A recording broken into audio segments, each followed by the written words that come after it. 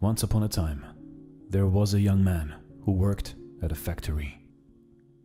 His mentor, an old technician, taught him to talk less, do more, and never stop developing his skills in every aspect of the factory's operations. 10 years later, the old man retired and the young man became a technician himself.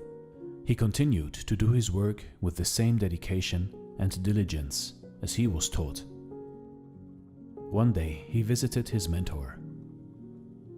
The old man saw that he seemed unhappy and asked what was troubling him. The young man sighed and poured his heart out. "I have been following your instructions exactly all these years. No matter what I work on, I keep quiet and focus on the job.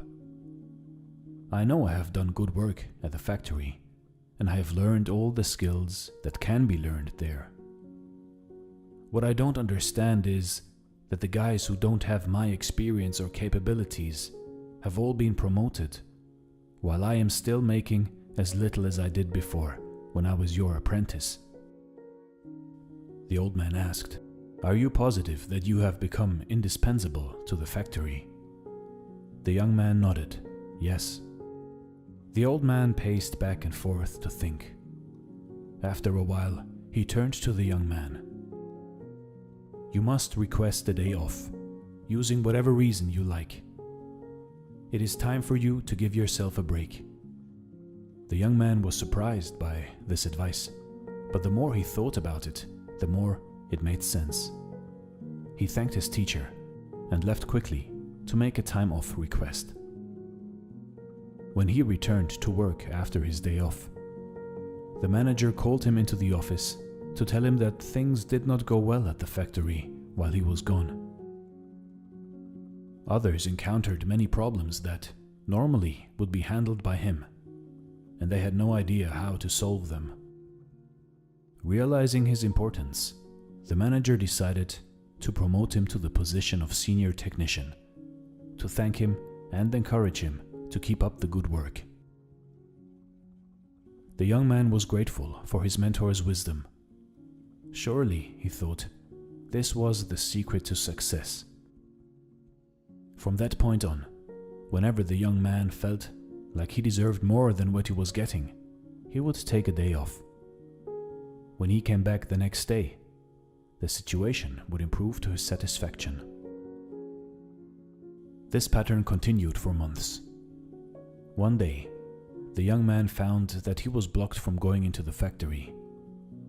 Much to his shock, he found out that his employment was terminated. He could not believe it.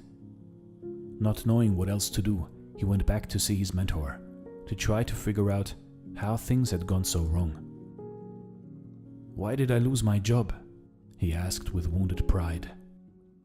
"Did I not do everything as you instructed?" "Actually, you did not, because you heard only half the lesson," the old man shook his head. "You understood right away that no one pays any attention to a light bulb that is always on. It is only when it goes off that people suddenly take notice and realize they've been taking it for granted. You were so eager to apply this understanding that you left before hearing the second half." Second half? It began to dawn on the young man that perhaps he made a big mistake. What was the second half? The mentor spoke slowly to make his point. The second half, more important than the first, is the realization that if a light bulb goes off frequently, then sooner or later it will be replaced with one that is more reliable. Who wants a light bulb that no one can count on to provide illumination?